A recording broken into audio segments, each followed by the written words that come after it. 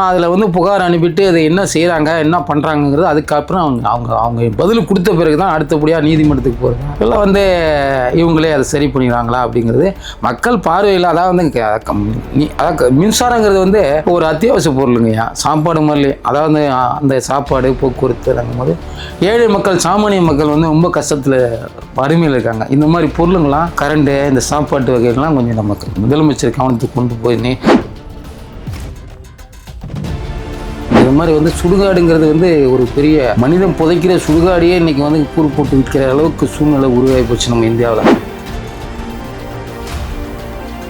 இது சம்பந்தமாக ஒரு 16 பேருக்கு நான் புகாராக அனுப்பியிருக்கிறேன். இன்னும் வந்து கலெக்டர் வருவாய்த்துறை கீழே எல்லாமே வருவாய்த்துறையிலேருந்து எல்லாருக்கும் அனுப்பியிருக்கேன். இல்லை மினிஸ்டருக்கும் அனுப்பியிருக்கிறேன். எனக்கு பதில்கள்லாம் வரல. நான் வெப்சைட்லேயே நான் பார்த்தேன். ஜட்ஜி கவனத்துக்கு அதான் வந்து ஹைகோர்ட்டு ஜட்ஜி மதுரை கோர்ட் ஹைகோர்ட்டு இதில் நெட்லேயே பார்த்தேன். என்னுடைய இதே கம்ப்ளைண்ட்டில் பார்த்து தான் அந்த சில பேருக்கு தண்டனையே வழங்கியிருக்காங்க. சில பேருக்கு தண்டனை வழங்கி ஜெயிலில் இருக்காங்க. அவங்க தண்டனை வழங்கிட்டாங்க. ஐயா இப்போ முதலமைச்சர் வந்து அதை வந்து அந்த சிலைகளை மக்கள் பார்வையில் வச்சா எனக்கு பெரிய சந்தோஷமாக இருக்கும், மக்களுக்கும் சந்தோஷமாக இருக்கும்.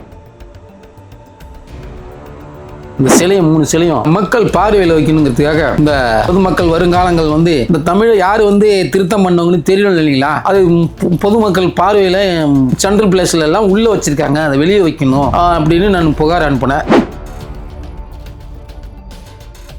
அதான் வந்து என்னன்னு கேட்டிங்கன்னா மக்களுக்கு வந்து இந்த பணம் பரமாறினாங்க எலெக்ஷன் டைமில் 1980 அதாவது வந்து 2011 எலெக்ஷன் எம்எல்ஏ எலெக்ஷன் வரும்போது அப்போ நான் போய் கேட்குறேன், பணம் கொடுக்குறீங்களா? இந்த மாதிரி வந்து பணம் மக்களுக்கு ஓட்டு போடுறதுக்கு பணம் கொடுக்குறீங்களா அப்படின்னா அப்போ எனக்கும் அவருக்கும் கை கழிச்சு இந்த பகுதியில் செம்பாக்கம் இந்த பக்கத்தில் ராஜகிளி பார்க்கும். ராஜகிளி இதில் 15A 15P இந்த செல் நம்பரில் மொத்தம் 6 ஏக்கர் சுடுகாடு. மக்கள் வந்து மக்களை வந்து கொளுத்துறது புதைக்கிறது. ஹைகோர்ட்லேயே கேஸ் போட்டாங்க. சார்ஜ் ஷீட்டு ஃபைல் பண்ண சொல்லி 13 மாதத்தில் சார்ஜ் ஷீட் பண்ணி இன்னும் சார்ஜ் ஷீட்டு ஃபைல் பண்ணாமல் வச்சுருக்காங்க. இந்த கட்டத்தில் நான் வந்து தகவல் விஷயத்தில் கேட்டு முதலமைச்சருக்கு அனுப்பியிருக்கேன். எனக்கு பதில் கமிஷனர் வந்து தாமரை கமிஷனர் பதில் கொடுத்துருக்காரு.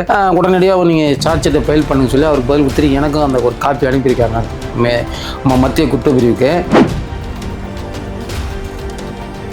நான் வந்து என்ன கேட்டேன், வழக்கம் போல அது சுடுகாடாக இருந்ததுங்க இல்லைங்களா? அது வழக்கம் போல சுடுகாடு ஆகிட்டு போயிடணும், சுடுகாடாக ஆகிட்டு போய் நான் மெயின் ரோட்டில் இருக்கிறதுனால சுடுகாடு ஆக்க முடியாதுன்னு நம்ம சொல்ல முடியாது. மெயின் ரோட்டில் காம்பவுண்ட் போட்டு 6 ஏக்கரை வந்து காம்பவுண்ட் போட்டு சுடுகாடே ஆக்கிடலாம்ல. அது எதுக்கு வந்து நம்ம புதைக்கிறாங்க கொளுத்துறவங்க அவங்களுடைய வழக்க பிரகாரம் பண்ணுறதுங்க இந்துவில் பண்ணிட்டு தானே இருக்காங்க.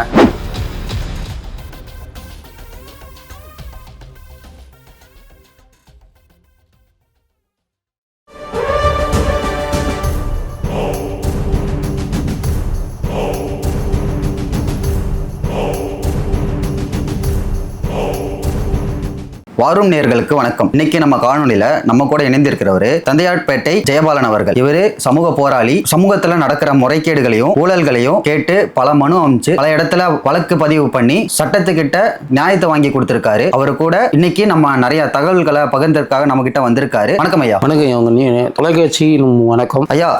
இப்ப சமீபமா சொல்லுங்க, சுடுகாடு ஆக்கிரமிப்பு அப்படின்னு சொல்லிட்டு நீங்க ஒரு மனு அளிச்சிருந்தீங்க. அனுப்பிச்சிருக்கேன்.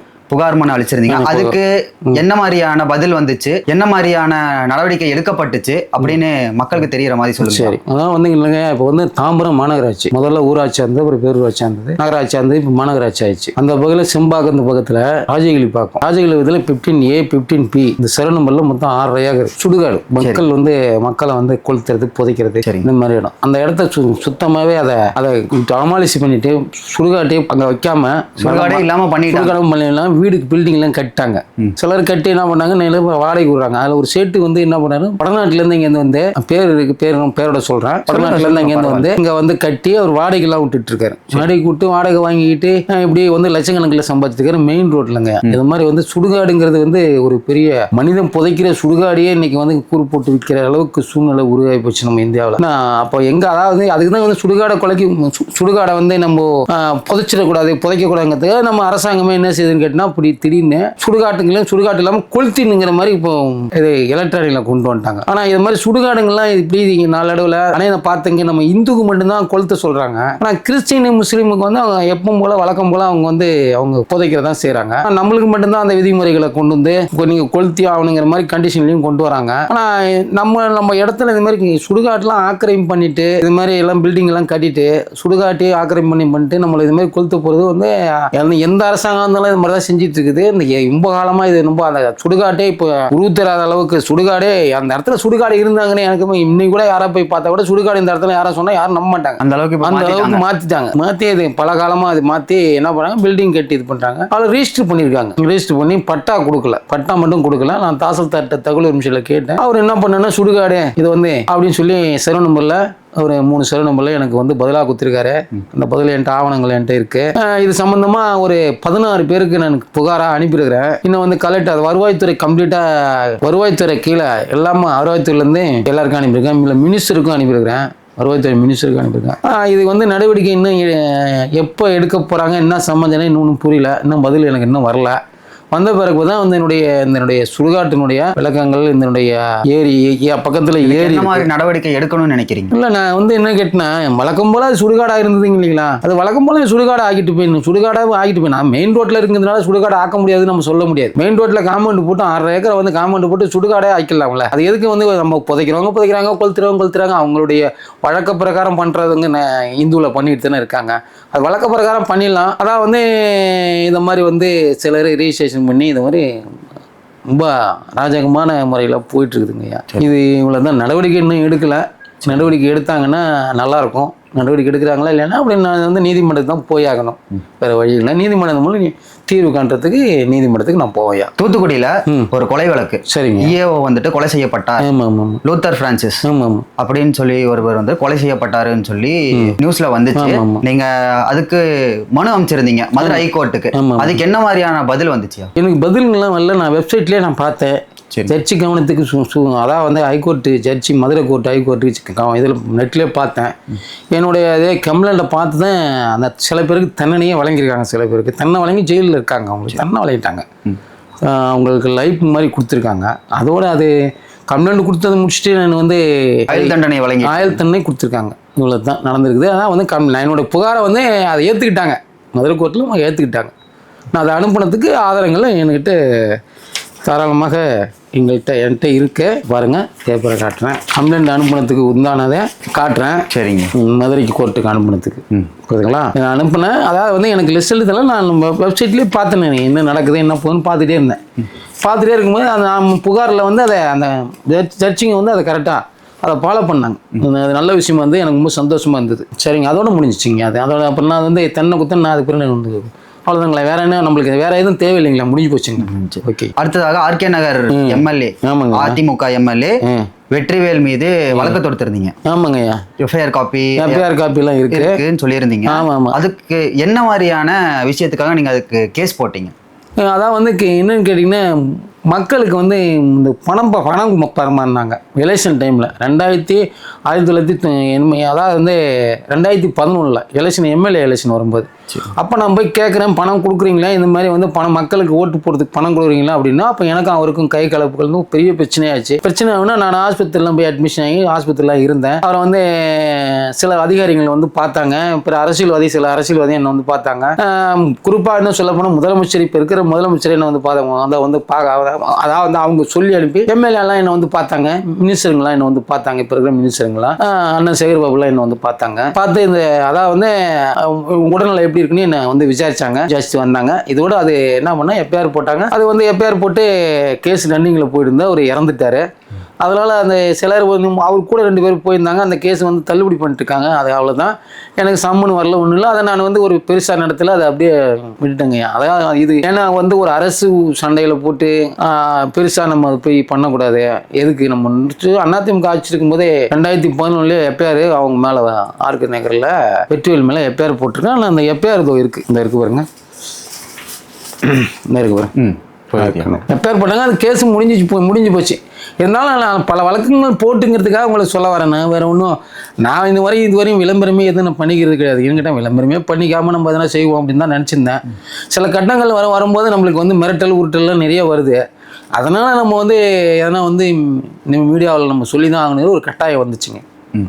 சரியா? செம்மொழி தமிழ் திருத்தம் அதுக்காக 3 பேத்து மேல புகார் கொடுத்திருந்தீங்க. ஆமா, புகார் வந்து முதலமைச்சருக்கு கொடுத்துக்கிறேன். சரி, அப்போ 3 சிலையை வந்துட்டு சதுப்பு நிலத்துல பள்ளத்துல வச்சிருக்காங்க, மக்கள் பார்வையில வைங்கன்னு மனு கொடுத்திருந்தீங்க. ஆமா, அதுக்கு என்ன மாதிரியான நடவடிக்கை எடுக்கப்பட்டது? என்ன மாதிரி? இல்ல நான் சொல்லிக்கிறேங்க. முதல்ல என்ன எப்படி நடவடிக்கை எடுக்கப்பட்டது இல்லை, அது என்னுடைய சதுப்பு நிலத்தினுடைய விவரத்தை சொல்லிடுறேன் நான். சொல்லுங்க. அதாவது சதுப்பு நிலம் வந்து 12,000 ஏக்கர் வந்து முதல்ல நான் 66 ஏக்கர் எழுதி தான் நான் வந்து ஆர்டிஓவில் போட்டு எல்லாத்தையும் பேப்பரில் போட்டு எஃப்ஐஆர் போட்டு நிறைய பேர் அரெஸ்ட் ஆகினாங்க. அது ஏதாவது சதுப்பு நிலம் தான். வேளச்சேரிலேருந்து கொட்டிவாக்கம் வரையும் 12,000 ஏக்கராக மாறிச்சு. 66 ஏக்கர் எழுதி போட்டது 12,000 ஏக்கராக மாறிச்சு. ஹைகோர்ட்ல கேஸ் போட்டாங்க. சார்ஜ் ஷீட் ஃபைல் பண்ண சொல்லி 13 மாதத்தில் சார்ஜ் ஷீட் பண்ணி இன்னும் சார்ஜ் ஷீட்டை ஃபைல் பண்ணாமல் வச்சிருக்காங்க. இந்த கட்டத்தில் நான் வந்து தகவல் விஷயத்தில் கேட்டு முதலமைச்சருக்கு அனுப்பியிருக்கேன். எனக்கு பதில் கமிஷனர் வந்து தாமரை கமிஷனர் பதில் கொடுத்துருக்காரு. உடனடியாக நீங்கள் சார்ஜ் ஷீட்டை ஃபைல் பண்ணுங்க சொல்லி அவருக்கு பதில் கொடுத்துட்டு எனக்கும் அந்த ஒரு காப்பி அனுப்பியிருக்காங்க மத்திய குற்றப்பிரிவுக்கு. அந்த காப்பி எனக்கு கொடுத்துருக்காரு. அதான் வந்து சதுப்பு நிலத்துக்கு வந்து ஏற்கனவே சதுப்பு நிலத்தில் அந்த சிலைகளை வந்து என்ன கேட்டினா தமிழை வந்து அதாவது திருத்தம் பண்ணவங்க, தமிழை திருத்தம் பண்ணவங்க. ஆனால் தமிழை திருத்தம் பண்ணவங்கன்னா நீங்கள் வந்து இன்னைக்கு கலைஞரியா வந்து ஒரு பெரிய மகாநாடு ஒன்று போட்டு ஒரு பெரிய ஆர்ப்பாட்டம்லாம் பண்ணி ஒரு தமிழை வந்து ஒரு நல்லா திருத்தம் பண்ணி கொண்டு வந்தவங்கள இவங்களுக்கெல்லாம் செலவு வைக்கணும் பூணு வரணும்னு சொல்லிட்டு இவர் ரொம்ப பாடுபட்டு ஏற்கனவே வந்து நம்ம பீச்சில் தான் ஆர்ப்பாட்டம்லாம் நடந்துச்சுங்க. ஆர்ப்பாட்டம் நடந்து அப்புறமேலுக்கு அது சென்ட்ரல் கவர்மெண்ட் வரையும் போய் அதை வந்து அங்கீகாரமாக வாங்கினார் ஐயா கலைஞர் ஐயா. செம்மொழியை வந்து ரொம்ப பக்காவாக எடுத்து அப்புறம் என்னன்னு கேட்டினா அங்கே ஒரு சிலை, இந்த 3 சிலையுமே வச்சாருமே. தொல்காப்பு ஒரு சிலை, மூந்தர் சிலை, திருவள்ளுவர் சிலை, 3 சிலையும் வச்சிருந்தாங்க. இந்த 3 சிலையும் என்ன பண்ணாங்க, திடீர்னு அவங்க அப்புறப்படுத்தினாங்க. ஒரு இடத்துல அப்புறத்து தரமணியில் கொண்டு வச்சாங்க. தரமணியில் வச்சோன்னு என்ன பண்ணாங்கன்னா தரமணிலேருந்து அப்புறம் இன்னொரு இடத்துல வந்து சோழிநல்லூரில் அப்புறப்படுத்தினாங்க. ஆனால் அந்த அப்புறப்படுத்தும் போது என்னன்னு கேட்டிங்கன்னா அந்த சதுப்பு நிலத்தில் பள்ளத்தில் கொண்டு வச்சுட்டாங்க. நான் அந்த ரூட்டில் நான் போனேன். போயிட்டு போது இந்த மாதிரி சிலையில வந்து வச்சிருக்காங்களே இன்னும் பார்க்கலான்னு உள்ள பார்த்தா ரொம்ப சதுப்பு நிலத்தில் உள்ளே கொண்டு மக்கள் பார்வையிலே வைக்காம ஆனால் உள்ளுக்குள்ளார வச்சிருந்தாங்க. நான் இது சம்பந்தமாக புகார் வந்து முதலமைச்சருக்கு புகார் ஒன்று அனுப்பிட்டு இதை சதுப்பு நிலமாக வச்சிருக்காங்க. அதாவது வந்து மக்கள் வந்து வருங்காலங்கள் வந்து தமிழ அதாவது பரீட்சை பண்ணி அதை திருத்தம் பண்ணவங்க இவங்க தான் தெரியணும். இவங்க 3 பேர் தான் தெரியணும். அதுக்காக நான் வந்து இதை வந்து இந்த சிலையை 3 சிலையும் மக்கள் பார்வையில் வைக்கணுங்கிறதுக்காக இந்த பொதுமக்கள் வருங்காலங்கள் வந்து இந்த தமிழை யாரு வந்து திருத்தம் பண்ணவங்கன்னு தெரியணும் இல்லைங்களா, அது பொதுமக்கள் பார்வையில சென்ட்ரல் பிளேஸ்ல எல்லாம் உள்ள வச்சிருக்காங்க, அதை வெளியே வைக்கணும் அப்படின்னு நான் புகார் அனுப்பினேன். ஆனா என்ன பண்ணாங்கன்னா நான் புகார் அனுப்பி நடவடிக்கை எதுவும் எடுக்கல. ஆனா பள்ளத்தை மட்டும் மூடி விட்டாங்க. இந்த இடம் சிலை 3 சிலையும் அப்படியே அந்த சிலை வச்ச இடத்துல வச்சிருக்காங்க. அது வந்து தமிழக முதலமைச்சர் கவனத்துக்கு போய் அதை வந்து மக்கள் பார்வைக்கு கொண்டு வந்தா செம்மொழி வந்து கலைஞர் ஐயா வந்து அருமையா போராட்டம் பண்ணி நம்மளுக்கு பெற்று கொடுத்தவர் ஐயா. இப்போ முதலமைச்சர் வந்து அதை வந்து அந்த சிலைகளை மக்கள் பார்வையில் வச்சா எனக்கு பெரிய சந்தோஷமா இருக்கும், மக்களுக்கும் சந்தோஷமா இருக்கும். செம்மொழி முடிஞ்சு வச்சு எல்லாத்தையும் புகார் கூட எடுத்துருக்கேன். இன்னும் வந்து சில புகாராக கொடுத்துக்கிறேன். ஆனால் வந்து இன்னும் அவங்களுக்கு இன்னும் வந்து அது டீட்டெயிலாம் இன்னும் வரல. சரிங்க. அந்த நம்ம இதோட இந்த கரண்ட் விஷயம் நம்ம முதலமைச்சர் வந்து கரண்ட் கொஞ்சம் இந்த தமிழ்நாட்டில் வந்து கரண்ட் வந்து அதிகமாக இதோட ஏற்றிருக்காங்கன்னு செய்தி வந்தது. விலை உயர்வு. அதான் நான் வந்து அதுக்கு சம்மந்தமாக புகார் அனுப்பியிருக்கேன். அதில் வந்து புகார் அனுப்பிட்டு அதை என்ன செய்கிறாங்க என்ன பண்ணுறாங்கிறது அதுக்கப்புறம் அவங்க பதில் கொடுத்த பிறகு தான் அடுத்தபடியாக நீதிமன்றத்துக்கு போகிறது. இதெல்லாம் வந்து இவங்களே அதை சரி பண்ணிடுறாங்களா அப்படிங்கிறது மக்கள் பார்வையில். அதாவது வந்து மின்சாரங்கிறது வந்து ஒரு அத்தியாவசிய பொருளுங்கய்யா. சாப்பாடு மாதிரி அதாவது அந்த சாப்பாடு போக்குவரத்துங்கும் போது ஏழை மக்கள் சாமானிய மக்கள் வந்து ரொம்ப கஷ்டத்தில் வறுமையில் இருக்காங்க. இந்த மாதிரி பொருளுங்களாம் கரண்ட்டு இந்த சாப்பாட்டு வகைகள்லாம் கொஞ்சம் நமக்கு முதலமைச்சர் கவனத்துக்கு கொண்டு போய் இதை வந்து மக்களுக்கு ஒரு சேவையாக இதை செஞ்சு அடிப்படை மட்டம் அந்த ஏழை மக்களுக்கு இதெல்லாம் செஞ்சால் அந்த நல்லாயிருக்கும். அதனால தான் இந்த கரண்ட்டு மின்சாரம் இந்த அடிப்படை வசதி சாப்பாட்டு வகையும் போக்குவரத்து எல்லாமே கொஞ்சம் அதான் வந்து விலைவாசி கட்டுக்குள்ளே வந்தால் நல்லாயிருக்கும் அப்படின்னு நான் எதிர்பார்க்குறேங்க. வேறு ஒன்றும் கிடையாது. ஆனால் இருக்கப்பட்டவங்களே வசதியான இருக்கவங்க வாங்கி சாப்பிட்றாங்க. ஏழையாக உள்ளவங்க ஒரு நாளைக்கு 600 700 சம்பாதிக்கிறாங்க. ஒரு நாளைக்கு வேலை இருக்குது, வேலை இல்லை, வேலை எல்லாம் போயிடுது. அவங்களாம் அந்த ஒரு நாள் இந்த வேலையை வச்சு 4 நாள் 5 நாள் சாப்பிட்றாங்க. அந்த ஒரு நாள் 5 நாள் வச்சு சாப்பிட்றங்கும் போது ரெகுலராக வேலையும் இல்லைங்கிற மாதிரி ஒரு சூழ்நிலைக்கு இருக்காங்க இந்த கூலி வேலைக்கு போகிறவங்களாம். அந்த 6 நாள் 7 நாள் ஒரு 700 800 சம்பாதிக்கிறாங்க தான் இல்லைன்னு சொல்ல. இருந்தால் கூட அவங்க ஒரு நாள் செஞ்சு 5 நாள் லீவ் சும்மா இருக்காங்க. அந்த 5 நாள் அதை வச்சு தான் சாப்பிட்ருக்காங்க. அப்போ அந்த கரண்ட்டு போக்குவரத்து இந்த அதேமாரி முன்னோர்கள் வந்து முன்னாடி அரசியல்வாதிகள்லாம் முன்னாடி தலைவர்கள்லாம் இந்த எப்பயுமே இந்த அதாவது அடிப்படை தட்டில் உள்ள மக்களுக்கு பாதிக்கக்கூடாதுங்கிறதுக்காக சில விஷயங்கள் வந்து இந்த சாப்பாட்டு விஷயம் இது மாதிரி கரண்ட்டு இதெல்லாம் வந்து ரொம்ப நேக்காக கொண்டு போனாங்க. ஆனால் இது வந்து இப்போ வந்து அதை அதிகமாக கொண்டு போயிட்டாங்கன்னு எனக்கு என் மனசுக்கு கஷ்டமாக இருக்குது. ஆனால் அதை முதலமைச்சர் கவனத்துக்கு கொண்டு போன பிறகு அது அவங்க வந்து அதை சரி பண்ணாங்கன்னா ரொம்ப நல்லா இருக்கும். இந்த காணொலியை முதலமைச்சர் பார்த்துட்டு தக்க நடவடிக்கை எடுப்பாருன்னு நம்புறோம். நன்றி. நன்றி, வணக்கம். நினைப்பதா நீல வண்ண பிம்பத்தை சிதைக்க முயல்